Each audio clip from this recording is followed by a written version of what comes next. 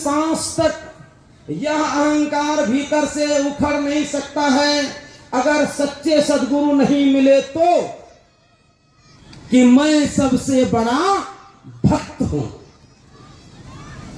बहुत सूक्ष्म होता है यह अहंकार। उन्मत्त हो गया वो भक्त। जिस तरह से रावण के अंदर में एक विकलता उठ गई, हमसे बड़ा कोई पहलवान भी है क्या? देखो तो पूरी पृथ्वी वसुंधरा घूमकर, तो उससे हाथ मिलाने वाला कोई नहीं मिला। तो कोई बता दिया चाहिए ना, वहां बाली है अभी स्नान करके अर्घ दे रहा है, वही आपके लायक हो सकते हैं, दूसरे तो कोई है ही नहीं। मेरे समान कोई दूसरा संसार में है ही नहीं, एक ही है, उसको पछाड़ दूंगा तो वही सबसे एक नंबर में हो जाऊंगा। आ गया पछाड़ने के लिए चाल चलन चलने का तरीका है ना, जो सहज लोग होते हैं, जो विनम्र लोग होते हैं, जो भक्त लोग होते हैं, वो देख देख कर पग धरते हैं। हाँ, बड़ी संभाल होती है उसके अंदर में, बहुत समझ समझ कर चलते हैं, क्योंकि उसे भक्ति में आगे निकलना है। एक दमकड़ के साथ जा ही रहा था, बाली समझ गया, उसमें भगवान सूर्य को अर्घ देने को तैयार थे स्नान करके, समझ लिया इसके चाल में कुछ गड़बड़ी है, इसकी चाल में। कहा तुम ही हो बाली? आवाज से तो और पता चल गया इसके जवाब में कुछ, इसकी आवाज में कुछ और है। अब परिचय क्या देना है, पकड़ के सीधे कांख बगल में दबा दिया। तो कांख बगल में ही कहा जाता है कि 6 महीना तक भीतरे में रह गया। इसीलिए अहंकार मत कीजिए, शेर पर सवा शेर है। किसी चीज का अहंकार मत कीजिए। और अहंकार परिपुष्ट कैसे होता है? सत्संग योग पढ़िए, एक बंगाली सुभाषितकार की वाणी है उसमें कि ढोके ढाले कोरिले पूजा अहंकार होए मोने मोने। ही ढोक ढाल बजा करके पूजा होती है ना, इससे अहंकार और परिपुष्ट होता है। और अहंकार भगवान का भोजन है, उसका दमन किया जाता है। तो चला भक्त खोजने के लिए, मिला एक वृक्ष के नीचे बैठा हुआ था शांत।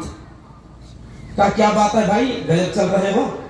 कहा मैं अपनी बराबरी का कोई भक्त खोज रहा हूं, मिल ही नहीं रहा है। कहा सो क्या हुआ?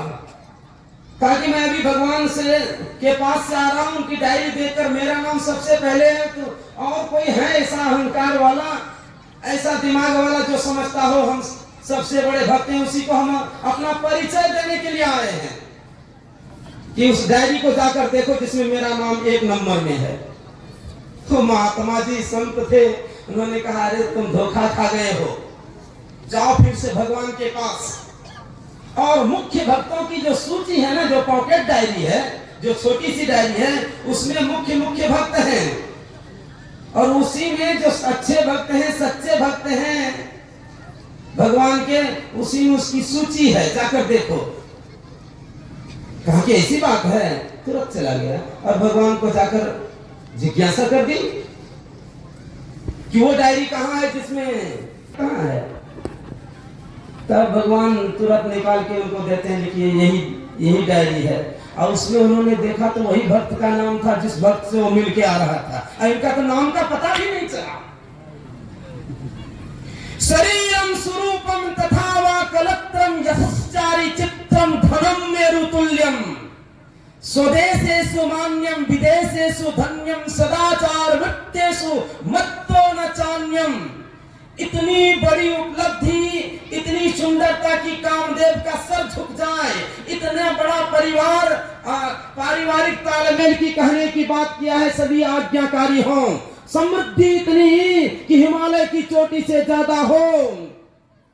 इस सारी चीजों की उपलब्धि सहजता पूर्वक भी किसी को हो या अथक प्रयास से हो गया हो, ये चीजें मिल गई हों।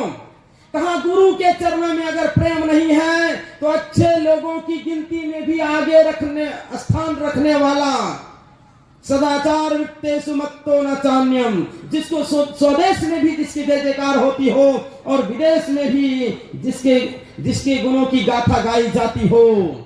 कहा कि सब चौपट है यदि वह गुरु के चरणों में प्रेम नहीं करता है तो। श्रीमदादि भगवान शंकराचार्य ने कहा है, जो तुम्हारे सिर्फ हित और हित की बात करते हो वे गुरु होते हैं। इसीलिए गुरु परम हितैषी होते हैं।